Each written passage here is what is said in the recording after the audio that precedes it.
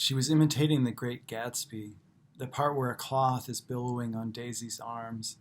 by counting the words in each sentence or naming the parts of speech.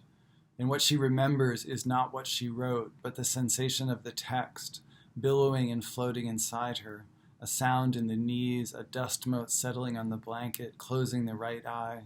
watching with the left eye marking the pen in its movements even as the right eye is open, the neighbor's flickering light and the car going past and the groaning airplane sound for a while.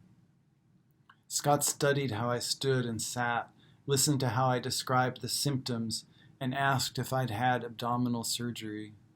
Yes, 45 years ago.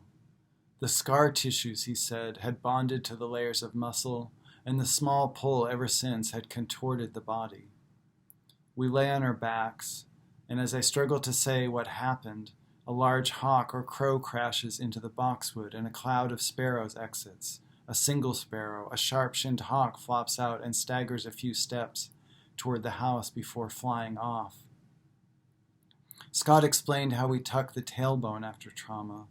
that I'd never undone this, and suggested I release the 6 parts by imagining the tail we no longer have dropping to the floor. How did that feel? It felt as if it were opening something in me that was closed and had been closed since I was 4, yet I couldn't say whether anything had moved. I had tears in my eyes when I left, and since then frequently have had the feeling of being released from a torment I hadn't known was twisting me since I stood at the center of the sense that the oaks were spinning the first day I could walk again. The almost flat lawn had a steep slope, the fall leaves spiraling and making the sun flash in and out of sight,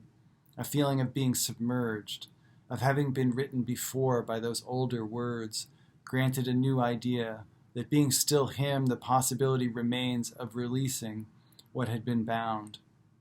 I have since been remembering my searches for the scar, by sight in the decade after surgery when it was plainly visible,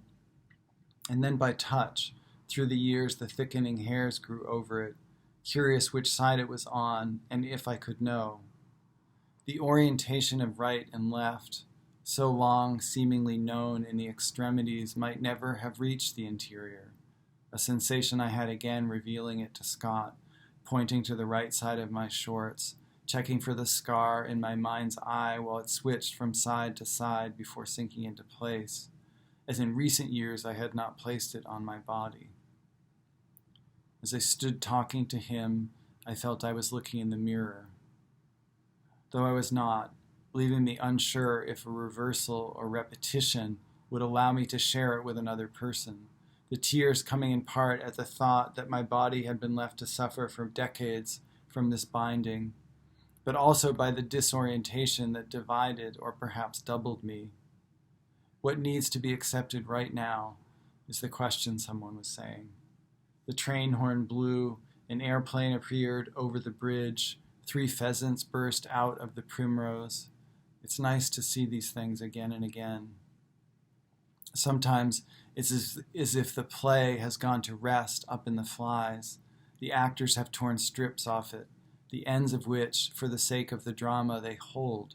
or wind round their bodies, and only here or there, a strip badly torn off drags an actor aloft.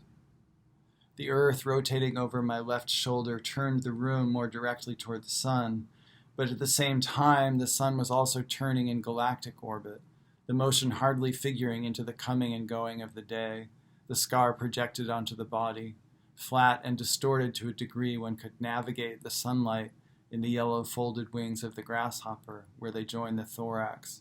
black printed on the yellow.